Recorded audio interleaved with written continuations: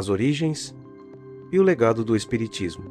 Em meio ao mistério e à curiosidade do século XIX, quando mesas giravam e vozes invisíveis intrigavam estudiosos e céticos, surgiu uma das maiores revoluções espirituais da humanidade.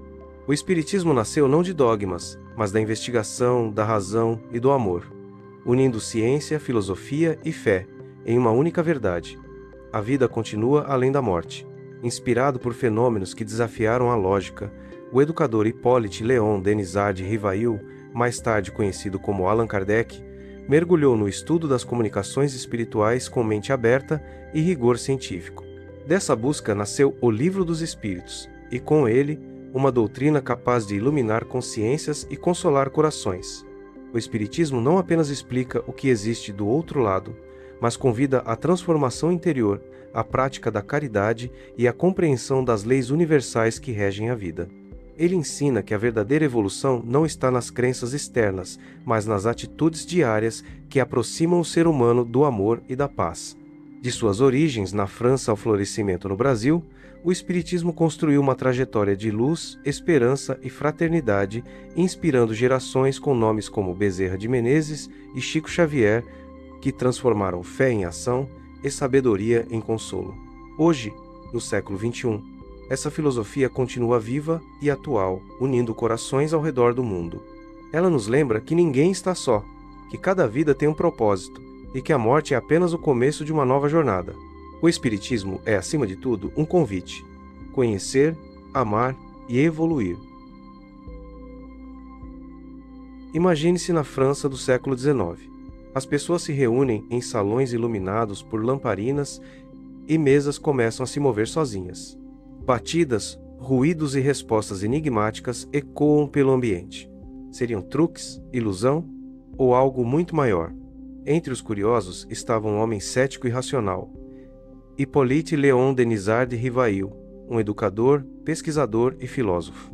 Ele não acreditava em nada sem antes investigar, mas, movido pela curiosidade, decidiu estudar aqueles fenômenos com a mente aberta e o coração disposto a compreender.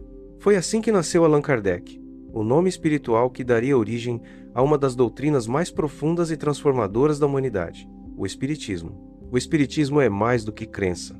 É uma filosofia espiritual e moral, baseada em fatos, raciocínio e amor. Uma ponte entre o visível e o invisível, entre a ciência e a fé, entre o homem e o infinito. Hoje, vamos embarcar juntos nessa jornada. Descobriremos suas origens, seus princípios e o legado que ilumina milhões de corações até hoje. As raízes do Espiritismo. Tudo começou em 1848, nos Estados Unidos. A família Fox, em Hydesville, passou a ouvir ruídos misteriosos, batidas nas paredes e mensagens codificadas. Foi o primeiro caso documentado de comunicação espiritual na era moderna, o início de uma nova visão sobre a vida e a morte. Esses relatos atravessaram o oceano e chegaram à Europa, despertando o interesse de estudiosos. Entre eles, Rivail, que em 1855 começou suas próprias investigações. E descobriu algo surpreendente. Não eram as mesas que se moviam. Eram as almas dos que já viveram. Com método e disciplina, ele analisou centenas de comunicações mediúnicas. Não aceitou nada sem provas. Comparou respostas, estudou padrões e procurou coerência. O resultado desse trabalho minucioso foi publicado em 18 de abril de 1857, sob o título O Livro dos Espíritos. Nascia ali, o Espiritismo, uma doutrina que une ciência, filosofia e moral em busca da evolução do espírito. A estrutura da doutrina. Kardec percebeu que o Espiritismo se apoiava em 3 pilares fundamentais: a ciência, que investiga os fenômenos mediúnicos; a filosofia, que reflete sobre a vida, a morte e o destino; e a religião, que propõe o amor como caminho da transformação. Esses conceitos foram aprofundados em 5 obras principais, conhecidas como o Pentateuco Espírita: o Livro dos Espíritos, o Livro dos Médiuns, o Evangelho segundo o Espiritismo, o Céu e o Inferno e a Gênese. Mais tarde, Kardec escreveu: O que é o Espiritismo? Uma obra introdutória, simples e acessível, feita para quem buscava compreender a doutrina sem mistérios nem dogmas. E ao contrário do que muitos imaginam, as reuniões espíritas são discretas e respeitosas, dedicadas ao estudo, à oração e à caridade, nunca ao espetáculo ou à superstição. A mediunidade, pilar da comunicação espiritual, é vista como uma faculdade natural do ser humano. Todos nós possuímos algum grau de sensibilidade espiritual. Não há possessão, nem milagre. Há intercâmbio entre planos da vida, regido por leis universais.